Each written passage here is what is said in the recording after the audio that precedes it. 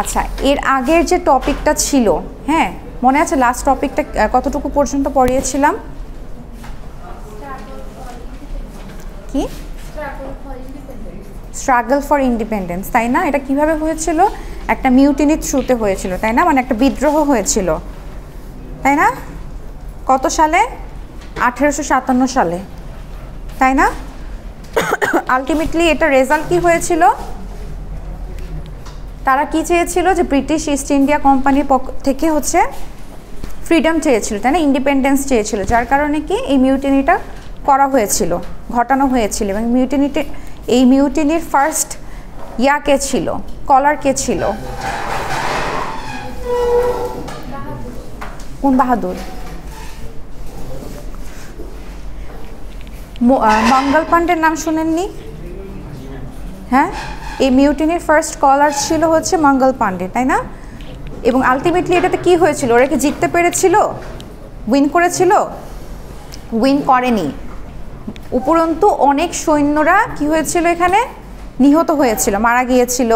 অনেককে হচ্ছে কি আপনার হচ্ছে বাহাদুর শাহ পার্ক, যেটা হচ্ছে বর্তমানে কি ভিক্টোরিয়া পার্ক বলে আর কি, আপনার হচ্ছে ইসেতে সদরঘাটের ওই সাইডটাতে, হ্যাঁ ওইখানে কি অনেক সৈন্যদেরকে কি করা হয়েছিল, হ্যাং করানো হয়েছিল। মানে ওদের লাশ, মানে ওদেরকে মেরে ঝুলিয়ে রাখা হয়েছিল। কেন? একটা ভয় বা একটা ভীতি ছড়ানোর জন্য, যে দেখো তোমরা আমাদের এগেইনস্টে, আমাদের বলতে কাদের এগেইনস্টে? তখন যে ব্রিটিশরা যারা ছিল, হ্যাঁ ব্রিটিশরা এই কাজটা এই জন্য করেছিল সবার মধ্যে একটা ভয় সঞ্চার করার জন্য, যে তোমরা আমাদের এগেইনস্টে হচ্ছে এরকম মিউটনি করছো, এখন দেখো এটার ফলাফল দেখো কতটা ভয়ঙ্কর, ঠিক আছে? যাতে করে তারা হচ্ছে ফার্দার এরকম আর কোনো বিদ্রোহ তারা না করতে পারে, ঠিক আছে? সো বেসিক্যালি এটা দিয়ে তাদের হচ্ছে কি তখন মিউটিনিটা শেষ হয়। আচ্ছা, এরপর 1858 সালে প্রথম কি Indian national Congress,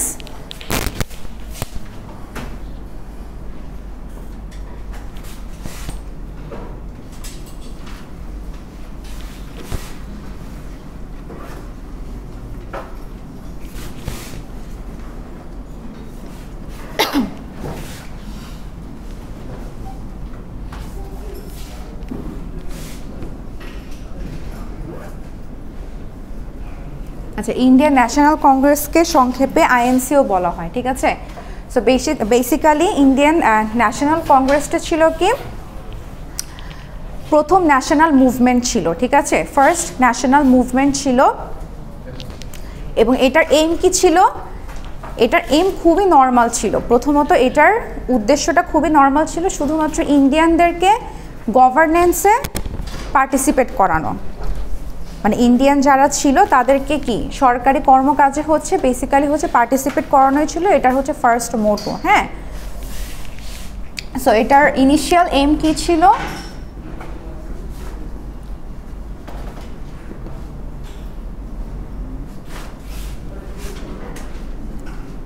to participate Indians in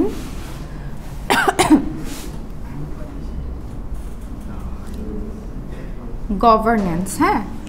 আচ্ছা, তো মানে এটার যে ডাক, মানে এই যে ইন্ডিয়ান ন্যাশনাল কংগ্রেসের ডাকটা ফার্স্টে কে দিয়েছিল? ইনিশিয়াল এইম মানে এটা প্রথম যে লক্ষ্য ছিল আর কি, মানে খুব বেশি যে আহামরি কিছু ছিল তা না, শুধুমাত্র তারা চাচ্ছিল যে ইন্ডিয়ানদেরকে তারা যাতে সরকারি কাজে কি করে পার্টিসিপেট করাতে পারে, হ্যাঁ বিভিন্ন ধরনের সরকারি কাজে। তো এখানে to participate Indians in governance, হ্যাঁ গভর্নেন্স। আচ্ছা, সো এই ডাকটা কে দিয়েছিল? এই ডাকটা দিয়েছিল হচ্ছে বেসিক্যালি আপনার তখনকার সময়ে একজন রিটায়ার্ড ব্রিটিশ সিভিল সার্ভেন্ট, যার নাম ছিল অ্যালান অক্টাভিয়ান হিউম, ঠিক আছে?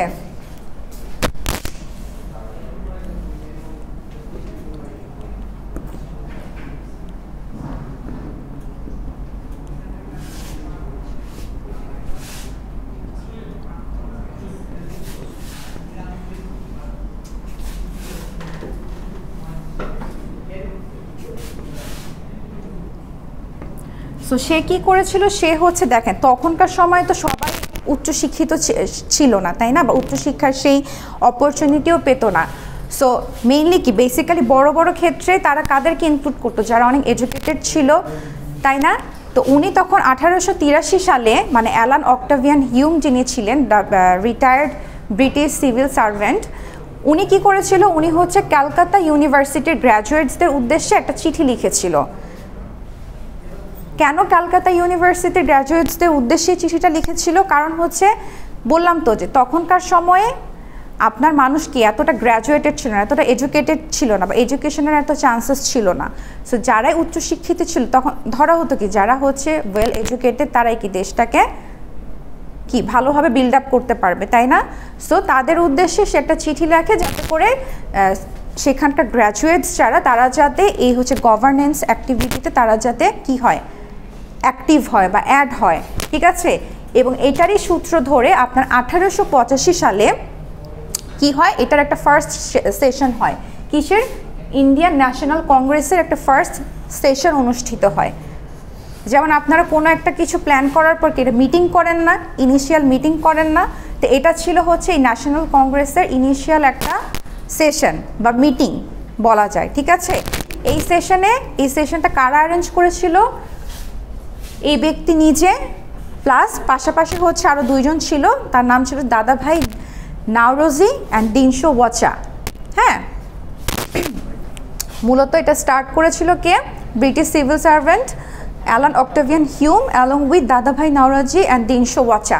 মজার না নামটা, দিনশো ওয়াচা, ঠিক আছে? এবং এটা কোথায় অনুষ্ঠিত হয়েছিল? বম্বেতে।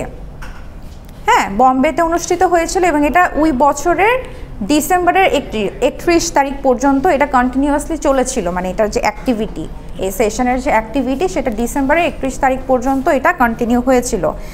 এবং এই সেশনের যিনি প্রেসিডেন্ট ছিলেন ওনার নাম কি ছিল?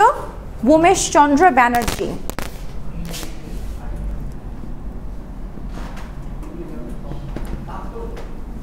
এই নামগুলো মনে রাখবেন, হ্যাঁ।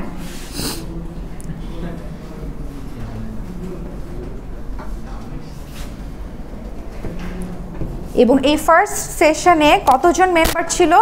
72 জন। 72 জন ডেলিগেটস বা 72 জন মেম্বার ছিল। 72 জনের মধ্যে আপনার 54 জন ছিল হচ্ছে হিন্দু, 2 জন ছিল মুসলিম এবং বাকিরা ছিল কি জৈন আর পার্সি। পার্সি, ঠিক আছে? সো বেসিক্যালি যেটা হয়, যেটা প্রথম দিকে বলা হয়েছিল যে তাদের ইনিশিয়াল এইমটা খুবই ছোট ছিল, খুবই নর্মাল ছিল, খুবই মডারেট ছিল। সেটা ছিল কি শুধুমাত্র ইন্ডিয়ানদেরকে গভর্নেন্স অ্যাক্টিভিটিতে ইনক্লুড করা, মানে সরকারি কর্মকাণ্ডগুলোতে, যেরকম হচ্ছে আপনার মিলিটারি বা আর্মির যে প্ল্যাটফর্ম সেগুলোতে অ্যাক্টিভ করা, ঠিক আছে? বা হচ্ছে আপনার কনস্টিটিউশন মেকিং, মানে সাংবিধানিক কাজকর্ম যেগুলো ছিল, হ্যাঁ, সেগুলাতে কি করা? অ্যাক্টিভ করা, ঠিক আছে?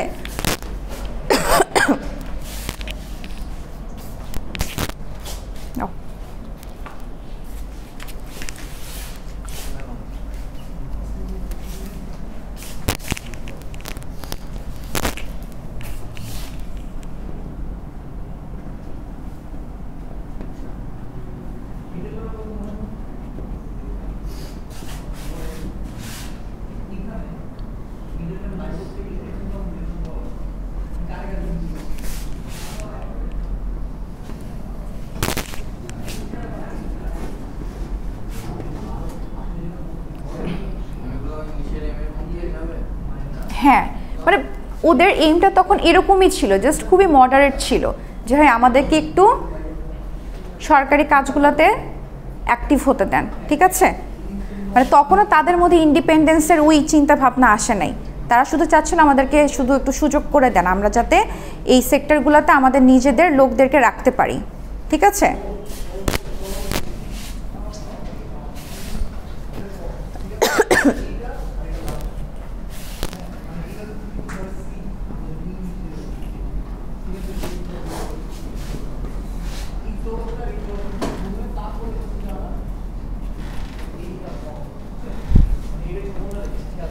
আচ্ছা, to participate in civil service and armed force. হ্যাঁ, এখন কথা হচ্ছে যে তারা কিন্তু প্রথমে কি ইন্ডিপেন্ডেন্সের ব্যাপারে কোনো কথাই বলে নাই, তাদের জাস্ট ইচ্ছা এতটুকুই ছিল। আচ্ছা, এরপর কি হলো, আপনার 1915-তে মহাত্মা গান্ধী আসলো কোথা থেকে, সাউথ আফ্রিকা থেকে। হ্যাঁ, সে যখন আসলো সে তখন হচ্ছে প্রথমবারের মতো সত্যগ্রহের সাথে হচ্ছে ইন্ট্রোডিউস করালো। সত্যগ্রহ প্রথাটা কি ছিল মনে আছে? সত্যগ্রহ, মহাত্মা গান্ধীর যে সত্যগ্রহ যে মোটিভটা ছিল, এটা কি ছিল? এটা বেসিক্যালি ছিল যে আমরা কোনো যুদ্ধ করব না, মারামারি করব না, কিছু করব না, আমরা শান্তি প্রতিষ্ঠার মাধ্যমে আমরা হচ্ছে স্বাধীনতাকে আমাদের মানে আমরা স্বাধীন হতে চাই শান্তিপূর্ণভাবে, কোনো রকম কোনো যুদ্ধ বিগ্রহ মারামারি লুটপাট কিচ্ছু না, শান্তিপূর্ণভাবে, ঠিক আছে, সমঝোতার মাধ্যমে। এটাই মূলত ছিল সত্যগ্রহের মূল থিম, ঠিক আছে। সো গান্ধী যখন আসলো তখন উনি হচ্ছে কি সত্যগ্রহের সাথে ইন্ট্রোডিউস করালো সবাইকে, এবং আস্তে আস্তে তার এই মোটিভটাকে তখনকার সময়ের যারা হচ্ছে সাধারণ জনগণ যারা ছিল, সাধারণ জনগণ পাশাপাশি হচ্ছে এলিট শ্রেণী, মানে অনেক রিচ অ্যারিস্টোক্র্যাটস যারা ছিল তারাও পর্যন্ত কি এটাকে সাপোর্ট করলো, ঠিক আছে। এবং এটাতে পাশাপাশি আরও অনেক ইয়াংস্টার্সরা ছিল, যে বললাম না কলকাতা ইউনিভার্সিটির যারা হচ্ছে গ্র্যাজুয়েটস যারা ছিল, মানে ইয়াং পিপল যারা ছিল তাদেরকে এখানে ইনক্লুড করানোর ফার্স্টে তাদের চিন্তাভাবনা ছিল। তো ইয়াংস্টার্সদের মধ্যে তখন আরও কারা কারা ছিল, জওহরলাল নেহেরু, তারপর হচ্ছে বল্লভভাই প্যাটেল, ডক্টর রাজেন্দ্র প্রসাদ, সি রাজা গোপাল আচারী, সুভাষচন্দ্র বোস, ঠিক আছে, এরকম আরও কয়েকজন, ঠিক আছে, মূলত তারা ছিল প্রমিনেন্ট। আচ্ছা, এবং তখনকার সময় যেটা হয় যে হচ্ছে আরেকটা গ্রুপ ছিল, সেটা হচ্ছে কি মুসলিম লীগ, ঠিক আছে। তো ওই মুসলিম লীগের পার্ট ছিল হচ্ছে মোহাম্মদ আলী জিন্নাহ, কিন্তু সে মুসলিম লীগে থাকা সত্ত্বেও সে পাশাপাশি আপনার এই যে ইন্ডিয়ান ন্যাশনাল কংগ্রেসেরও একজন অ্যাক্টিভ মেম্বার ছিলেন। কত সাল পর্যন্ত? 1920 সাল পর্যন্ত, ঠিক আছে। সে মুসলিম লীগে জয়েন করেছিল 1913-তে, কিন্তু সে ন্যাশনাল কংগ্রেসকেও কন্টিনিউ করে গিয়েছে কত সাল পর্যন্ত? 1920 সাল পর্যন্ত, ঠিক আছে।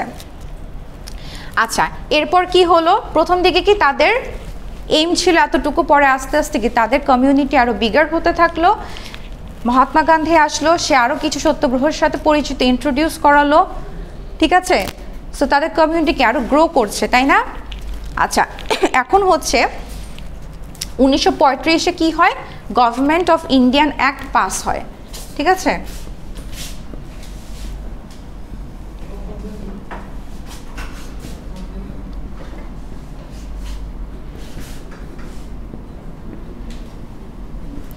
এটা পাস হয়, এবং এটা পাস হওয়ার পর যেটা হয়, তখন তো ব্রিটিশদের শাসনামল ছিল, তাই না?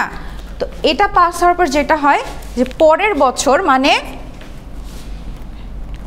1936 এবং 37 বলা হয়, যেই বছরে তারা হচ্ছে কি ইলেকশন করার মতন সেই ক্যালিবারিটি তাদের আসলো, হ্যাঁ, তারা সেই সুযোগটা পেলো যে তারা ইলেকশন করতে পারবে, ঠিক আছে। সো তখন মোটামুটি প্রভিন্স ছিল হচ্ছে 11টা, টোটাল তখন প্রভিন্স ছিল হচ্ছে গিয়ে 11টা। এই 11টার মধ্যে হচ্ছে ওই ইলেকশনে আপনার ন্যাশনাল কংগ্রেস পেল হচ্ছে 8টা প্রভিন্স পেল হচ্ছে আইএনসি, আর বাকি তিনটার মধ্যে একটা হচ্ছে বেঙ্গল, আরেকটা হচ্ছে সিন্ধ, আরেকটা হচ্ছে পাঞ্জাব। এই 3টা স্টেট পেল কে? মুসলিম লীগ, ঠিক আছে।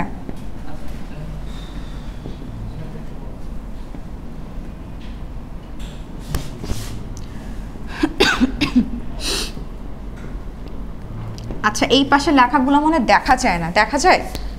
হ্যাঁ, দেখা যায় না, কিছু করার নেই, যে এটা মুভ করলে এটা আবার ইয়া হয়ে যাবে। মুসলিম লীগ টোটাল প্রভিন্স ছিল হচ্ছে 11টা। এই 11টার মধ্যে ওই ইলেকশনে হচ্ছে ইন্ডিয়ান ন্যাশনাল কংগ্রেস পেল হচ্ছে 8টা প্রভিন্স, আর বাকি যে 3টা প্রভিন্স, বাকি 3টা প্রভিন্সের কি নাম? বেঙ্গল, সিন্ধ অ্যান্ড পাঞ্জাব। এই 3টা পেল কে? মুসলিম লীগ, ঠিক আছে। আচ্ছা, সো যেটা হলো যে এই যে ইন্ডিয়ান ন্যাশনাল কংগ্রেস যে 8টা স্টেট যে পেল, এই 8টা স্টেটের সব থেকে এই 8টা স্টেটের মধ্যে সব থেকে বেশি সাপোর্ট পেয়েছে কাদের কাছ থেকে? হিন্দুদের কাছ থেকে, ঠিক আছে। আর মুসলিম লীগ যে বাংলা, সিন্ধ আর পাঞ্জাব এই 3টা স্টেট নিয়ে গঠিত ছিল তখন, সেখানে তারা সাপোর্ট পাচ্ছিল বেশিরভাগ কাদের কাছ থেকে? মুসলিমদের কাছ থেকে। সেখানে আলটিমেটলি কি একটা বিভেদের মানে কি বলে এটাকে, হ্যাঁ বিভেদ সৃষ্টি, হ্যাঁ এটা মানে স্টার্টিং যেটাকে বলে, ঠিক আছে। আচ্ছা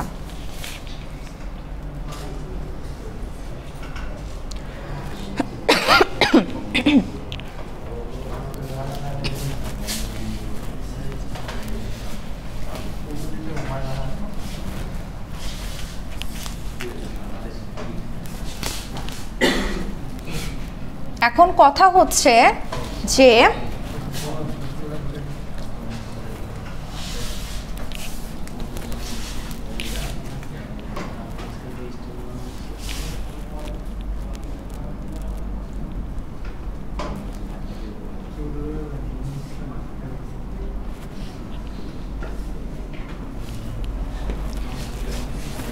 আচ্ছা এখন কথা হচ্ছে এই যে বিভেদটা যে একটা স্টার্টিংটা যে হলো, হ্যাঁ এটাকে তখন কন্টিনিউ করাতে হবে, কারণ কিছু মানুষ তো চাচ্ছিলেন যে বিভেদটা হোক, তাই না? তো এই কন্টিনিউ করানোর জন্য তখন কে আসলো? আপনার হচ্ছে ব্রিটিশ ভাইসরয় লর্ড কার্জন। সে হচ্ছে এটাকে কি ক্যারি করে নিয়ে গেল, মানে এই যে আপনার বিভেদটা যেটা, যে পার্টিশনের যে এটাকে কি বলে স্টার্টিং যেটা, এটাকে কন্টিনিউ কে করলো? লর্ড কার্জন, ঠিক আছে।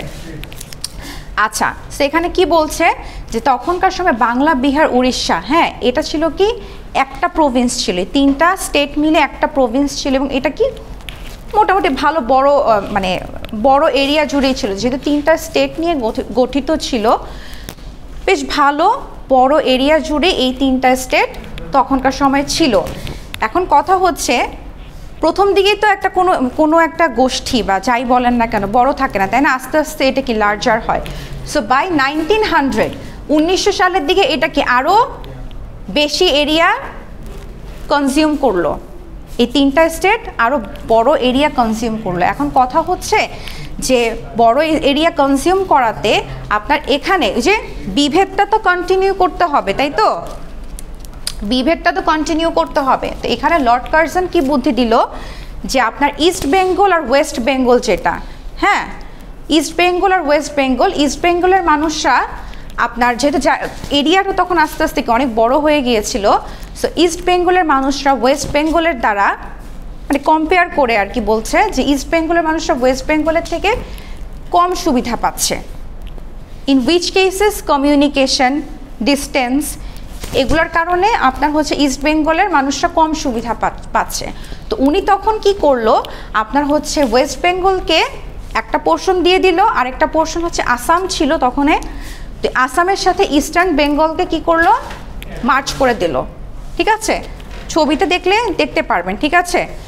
সো আপনি যদি ছবিতে স্ট্যাটিস্টিক্সটা একটু দেখবেন যে ইস্টার্ন বেঙ্গল অ্যান্ড আসাম যখন ওরা এক করে দিল, মার্চ করে দিল, তখন হচ্ছে কি মুসলিমদের সংখ্যা কি আপনার ইস্টার্ন পোর্শনে কি বেড়ে গেল, বুঝাই যাচ্ছে সম্ভবত।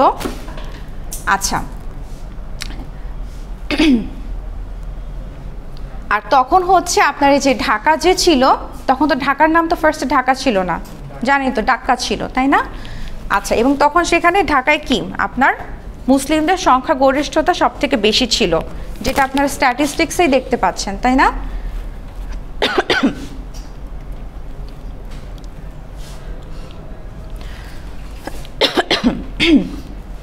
আচ্ছা এদিকে কি হলো, আপনার যে ওয়েস্ট বেঙ্গলে যারা কি, ওয়েস্ট বেঙ্গলে কি মুসলিমদের সংখ্যা কম, মুসলিম ছিল সংখ্যা লঘিষ্ঠ আর হিন্দু ছিল সংখ্যা গরিষ্ঠ। তো তারা বলতে লাগলো, তারা হচ্ছে বিভেদটা চাচ্ছিল না বেসিক্যালি, তারা বললো এই বিভেদের কারণে বাংলার যে শাসন যে সিস্টেমটা, হ্যাঁ এটা কি স্ট্র্যাঙ্গেল করা হচ্ছে। স্ট্র্যাঙ্গেল মানে কি নড়বড়ে, একটা যে স্মুথ শাসন ব্যবস্থা সেটাকে কি নড়বড়ে করা হচ্ছে। সো তারা তখন কি করলো, এগুলার এগেনস্টে আন্দোলন শুরু করলো, মানে তারা চাচ্ছিল না ভাগটা হোক, এরকম কোনো রকম ডিভিশন হোক, তারা সেটা চাচ্ছিল না। তারা তখন কি আন্দোলন করলো, বিভিন্ন রকমের মিছিল মিটিং এগুলা করা স্টার্ট করলো, ঠিক আছে। বাট আলটিমেটলি কি ওই যে কিছু কিছু মানুষ তারা হচ্ছে মনের মধ্যে ধরে রাখছে যে না পার্টিশন করতেই হবে, সো তারা হচ্ছে তাদের পার্টিশনের এই ধারাটাকে ক্যারি করে যাচ্ছিল। এদিকে হচ্ছে আপনার হচ্ছে অ্যাজিটেশন হচ্ছে, বিভিন্ন ধরনের আন্দোলন হচ্ছে, অনেক কিছুই হচ্ছে, কিন্তু আলটিমেটলি পাশাপাশি এই বিভেদের যে লিগেসিটা এটা কি কন্টিনিউ হচ্ছে। ঠিক আছে, আচ্ছা এখন এরপর কি হলো 1911-তে হচ্ছে আপনার ওয়েস্ট বেঙ্গলের যে ক্যাপিটাল ছিল সেটা কোথায় ছিল? ক্যালকাটা ছিল। সেটা তখন কোথায় কনভার্ট হলো? দিল্লিতে হলো। এবং সেটা হওয়ার পর কি হলো, আপনার যে ইস্ট বেঙ্গল আর ওয়েস্ট বেঙ্গলের মাঝখানে যে ভাগ একটা এসেন্স, তখনও কিন্তু পুরোপুরি ভাগ হয় নাই, বাট যেহেতু ওই যে আলাদা করে দিছে, সো কি একটা তো ভাইব তো চলে আসছে, তাই না?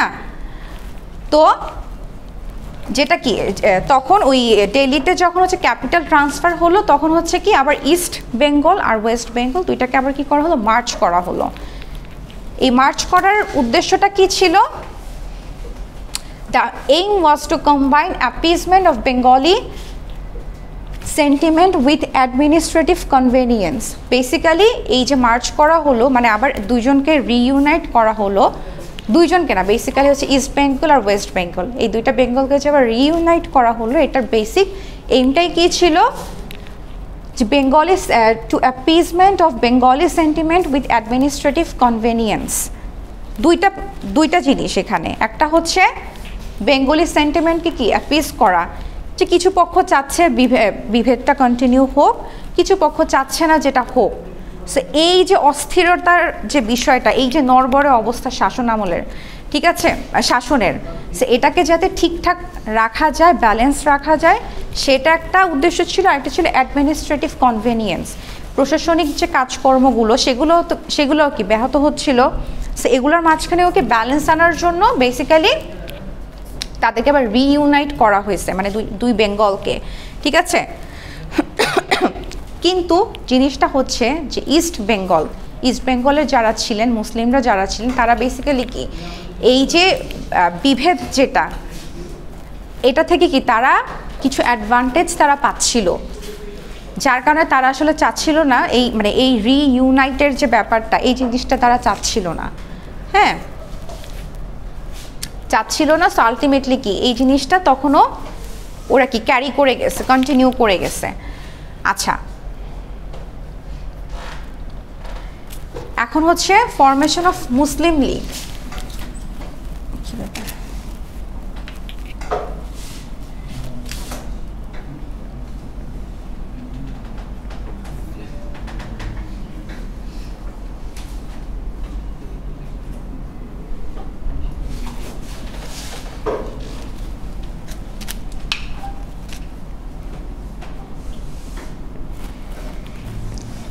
আচ্ছা, মনে আছে যে কি বলে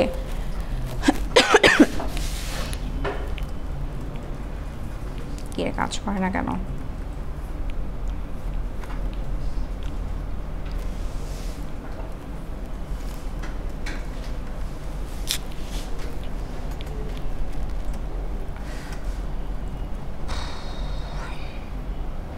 আচ্ছা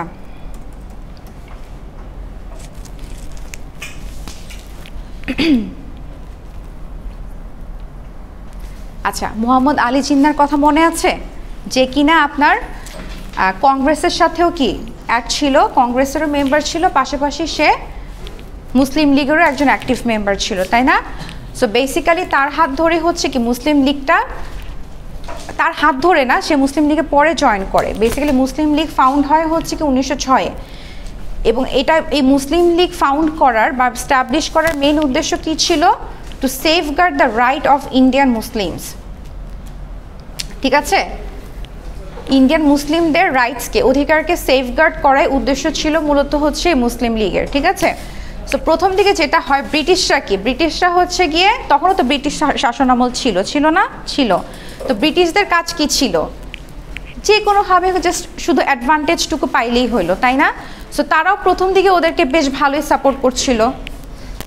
কিন্তু আলটিমেটলি সাপোর্টটা কেন করছিল? শুধুমাত্র নিজেদের অ্যাডভান্টেজের জন্য। পরের দিকে তারাও আবার নিউট্রাল হয়ে গেছে, তারা শুধু সিন দেখতো যে এই পক্ষ কি বলছে, এই পক্ষ কি বলছে, তারা জাস্ট মানে মাঝখানে বসে স্পেকটেটর, হ্যাঁ, দর্শক। আপনারা যেরকম স্টেডিয়ামে গেলে খেলা দেখেন, দর্শক, ওনারা ছিল তখন দর্শকের মতন, ঠিক আছে। বাট প্রথম দিকে তারা খুব তাদেরকে ইয়া করছে, মানে এনকারেজ করছে তাদের এই ডিসিশনটা নিয়ে, ঠিক আছে। আচ্ছা, বাট পরবর্তীতে যেটা হয় যে দ্য অর্গানাইজেশন কোনটা? Muslim League. The organisation adopted self government for India as its goal is 1913, 1913 দিকে তারা হচ্ছে সেলফ গভর্নমেন্টের একটা স্কোপ পায়। কারা? মুসলিম লীগ। আচ্ছা, এখন প্রথম দিকে যেটা হয়, প্রথম দিকে মোহাম্মদ আলী জিন্নার মেন্টালিটি এরকম ছিল যে সে বলেছিল না, হিন্দু মুসলিম একসাথেই থাকবে, কোনো সমস্যা নাই। কিন্তু আলটিমেটলি 1906 সালে মুসলিম লীগ গঠিত হলো। অলমোস্ট আনটিল 1940 সালের দিকে সে তখন চাইলো যে না, আমাদের মুসলিমদের জন্য একটা কি আলাদা শাসনামল লাগবে, বা আলাদা রাষ্ট্র লাগবে, আলাদা ন্যাশন লাগবে, ঠিক আছে। আচ্ছা, এটা কেন লাগবে? কারণ জিন্না যে জিনিসটা ধারণা করেছিল যে যদি সামহাও যদি ইন্ডিয়া যদি স্বাধীনতা পেয়ে যায়, তখন কি তারা হচ্ছে ইন্ডিয়ানদের, মানে ইন্ডিয়ান হিন্দুদের হচ্ছে কি ডমিনেশনে চলে আসবে। এটার জন্য তারা হচ্ছে মুসলিমদের জন্য আলাদা একটা রাষ্ট্র চেয়েছিল, হ্যাঁ। আচ্ছা, রাষ্ট্র চেয়েছিল, এবং আলটিমেটলি যেটা হয় 1947 সালে যখন দেশভাগ হয়, পাকিস্তান কি নিজেদের জায়গাটা পেয়ে গেল, তাই না? তখন তারা কি পাকিস্তানের একটা predominant team, most prominent team হিসেবে তারা কি করলো? অ্যাকনলেজমেন্ট পেল, ঠিক আছে। কি বলছে যে after the formation of Pakistan in 1947, the League became Pakistan's dominant political party. In that year, it was renamed the All Pakistan Muslim League.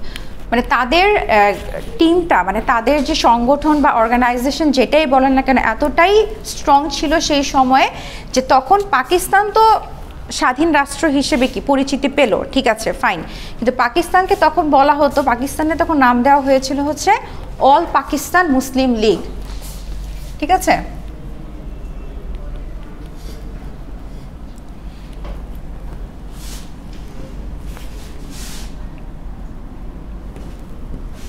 All Pakistan মুসলিম লীগ কেন নাম দেওয়া হয়েছিল পাকিস্তানের? কারণ হচ্ছে যে মুসলিম লীগ যে সংগঠনটা ছিল তারা যথেষ্ট কি ডমিন্যান্ট ছিল। ডমিন্যান্ট মানে কি, কথাটার মানে? হ্যাঁ, প্রভাবশালী ছিল, ঠিক আছে। আচ্ছা, কিন্তু পরে যেটা হয়, পরবর্তীতে আস্তে আস্তে যে জিনিসটা হয় যে এই মুসলিম লীগ যখন ব্রিটিশ শাসন আমল ছিল, তখন তারা যতটা অ্যাক্টিভ সংগঠন ছিল, after independence of Pakistan independent হওয়ার পর ওদের অ্যাক্টিভিটি আস্তে আস্তে কি হতে থাকলো? ডিম হতে থাকলো, মানে কমতে থাকলো, রিডিউস হতে থাকলো, হ্যাঁ। মানে ওরা আগে যে অ্যাক্টিভিটিটা শো করতো বা ওদের আগের যে পাওয়ার ছিল, সেই পাওয়ার কি ওরা আস্তে আস্তে হারিয়ে ফেলছিল, যার কারণে। সো যেটা হয় যে ইন দ্য ইলেকশন অফ 1954, 1954 সালের যে ইলেকশন, সেই ইলেকশনে কি বেসিক্যালি মুসলিম লীগ কি হয়? হেরে যায়, ঠিক আছে, হেরে যায়। এবং আপনার 1960-এর দিকে ওরা আস্তে আস্তে বিভিন্ন গ্রুপে, ছোট ছোট গ্রুপে ওরা ভাগ হয়ে যায়, এবং আলটিমেটলি 1970-এর দিকে ওদের এটার অস্তিত্বটাই কি হয়ে যায়? ভ্যানিশ হয়ে যায়, যে শেষ, ঠিক আছে। বিকজ তার মানে বুঝতেই পারছেন ওদের অ্যাক্টিভিটি কি পরিমাণে উইক হয়ে গেছিল after getting the independence of Pakistan. Okay, আচ্ছা,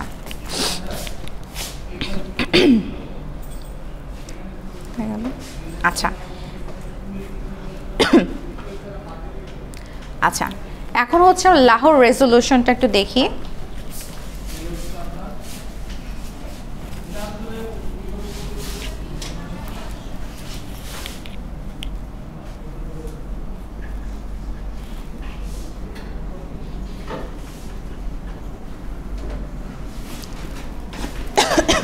লাহোর রেজলিউশন, আচ্ছা, একটু আগে কি বললাম যে প্রথম দিকে জিন্নাহ চেয়েছিল যে হিন্দু মুসলিম একসাথে থাকবে, তাই না?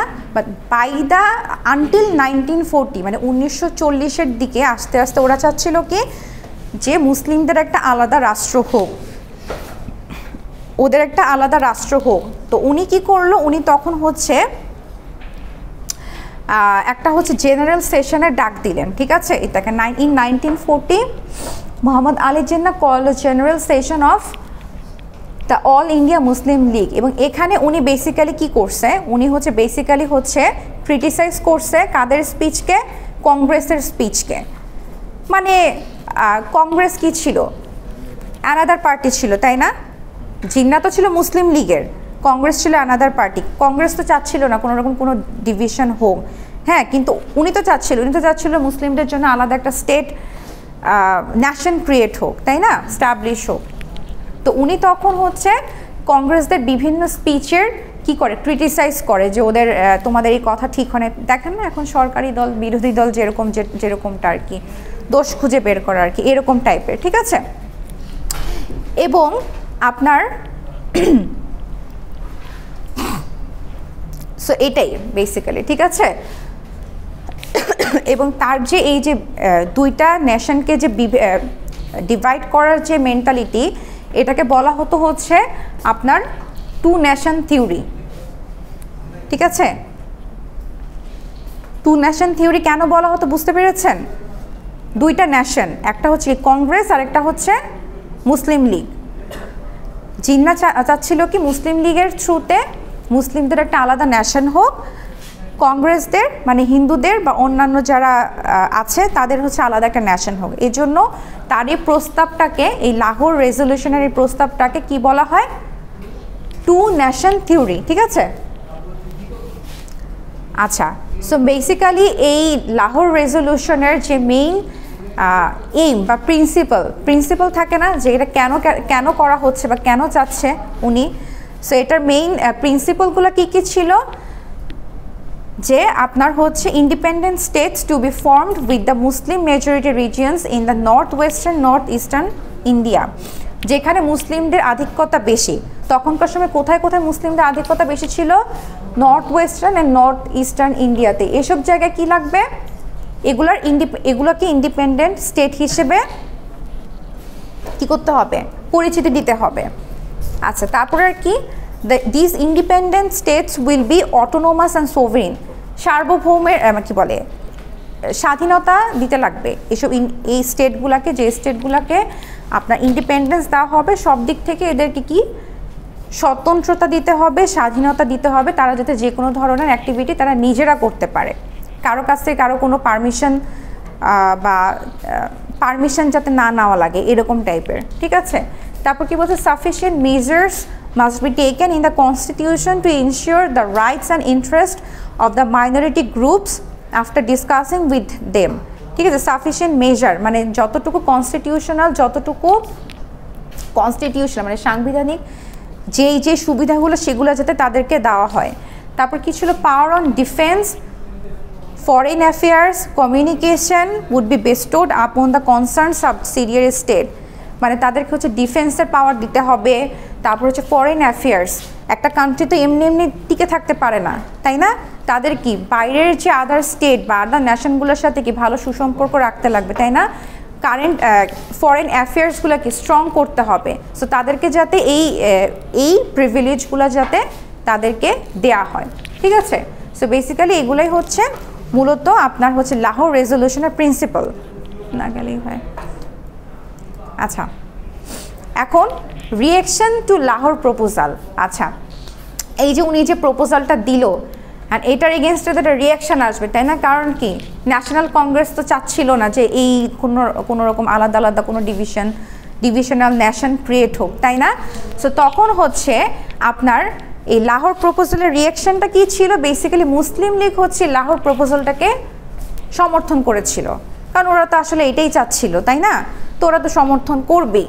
কিন্তু কংগ্রেস বলেছিল যে কি বলেছিল, কংগ্রেস হচ্ছে এটার অপোজ করেছিল। গান্ধী বলেছিল যে এটা হচ্ছে বেসিক্যালি এই পার্টিশনটা হচ্ছে ইন্ডিয়ার জন্য কি একটা ক্রাইম অথবা সিন, ঠিক আছে?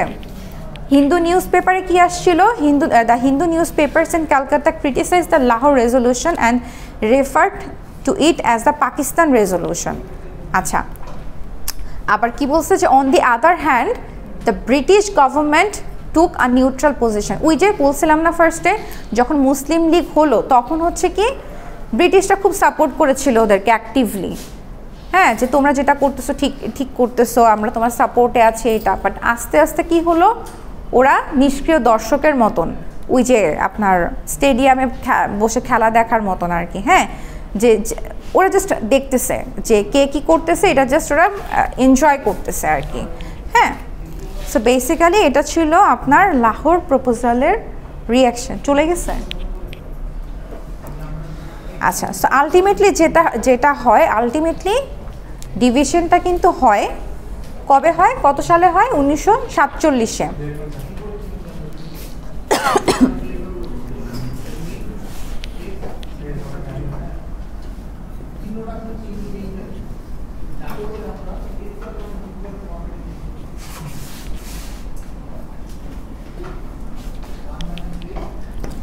আলটিমেটলি যেটা হয় যে আপনার 1947-এ আপনার এই কি হয়, দুই বাংলাকে বিভক্ত করা হয়, তাই না? আচ্ছা, পরবর্তীতে হচ্ছে আপনার হচ্ছে দ্য লর্ড মাউন্টব্যাটেন, সে কি করে তার 1947 সালে কে কোন পার্টটুকু পাবে সেটার একটা প্ল্যান সবার কাছে দিয়ে দেয়। যেরকম হচ্ছে কি বলছে যে the plan has stated that north west Pakistan cover করবে কাকে কাকে, ওয়েস্টার্ন পাঞ্জাবকে, সিন্ধকে অ্যান্ড নর্থ ওয়েস্ট বেলুচিস্তানকে। আর ইস্ট পাকিস্তান কি পাবে, মানে কতটুকু এরিয়া কভার করবে, ইস্টার্ন বাংলা, সিলেট, ঠিক আছে, এই দুইটা, এই মানে এই টোটাল এই এরিয়াটুকু নিয়ে হচ্ছে আপনার হচ্ছে ইস্ট পাকিস্তান কভার করবে, ঠিক আছে। সো বেসিক্যালি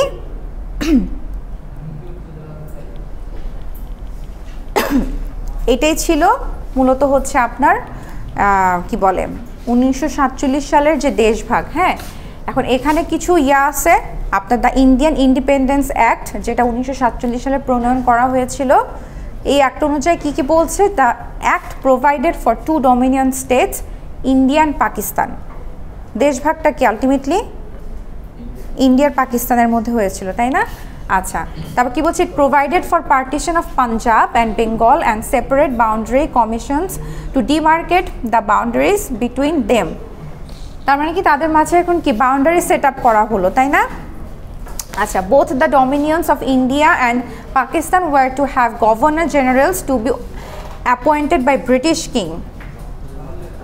আচ্ছা, সো এদের দুইটা স্টেটে কি করা হলো, গভর্নর জেনারেল ইনিশিয়েট করা হলো, কাদের থ্রুতে, ব্রিটিশদের থ্রুতে।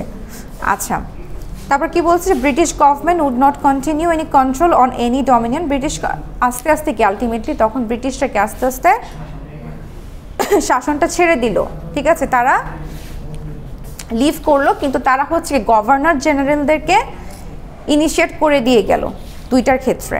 হ্যাঁ, তারপর কি বলছে, division of territories, power, duties, rights, assets, liabilities etcetera was the responsibility of governor general. Governor জেনারেলের রেসপন্সিবিলিটিগুলো বেসিক্যালি এখানে বলা হয়েছে। And he had the full powers to give assent to any law. Governor জেনারেলের আন্ডারেই কিন্তু তখন সব কিছু কন্ডাক্ট হতো। আগে কাদের আন্ডারে কন্ডাক্ট হতো, ব্রিটিশদের, ব্রিটিশরা যা বলতো তা। এখন ব্রিটিশরা হচ্ছে কি গভর্নর জেনারেলকে ইনিশিয়েট করে দিয়ে গেছে, এবার তারাই হচ্ছে সব কিছু হর্তাকর্তা বিধাতা, তারা যা বলবে সেটাই, তাদের কাছে সব কিছুর পাওয়ার, ঠিক আছে। সো লাস্টে কি বলছে, the title of empire of India was dropped from the titles of British crown. So British crown কি, ব্রিটিশরা যেহেতু এখানে এতদিন শাসন করে গেছে, সো তাদেরকে কি বলা হতো, এম্পায়ার অফ ইন্ডিয়া, কারণ সব কিছু হর্তাকর্তা বিধাতা তারাই ছিল এতদিন। বাট যখন দেশভাগ হয়ে গেল, তারা চলে গেল, তখন কি তারা গভর্নর জেনারেলদের উপর তাদের এই দেশের দায়িত্ব দিয়ে গেল, এবং they just left the country and relinquish their, কি বলবো, তাদের যে পজেশন ছিল, তারা যে এতদিন এত কিছু পজেস করে রাখছে, সেটাকে তারা কি করলো, ছেড়ে দিয়ে তারা হতে চলে গেল, এবং তাদের যেটা খেতাব ছিল এম্পায়ার অফ ইন্ডিয়া, সেটা কি হলো, ড্রপ, ঠিক ঠিক আছে? আচ্ছা, সো মোটামুটি এতটুকুই। আচ্ছা, একটু পজ করেন।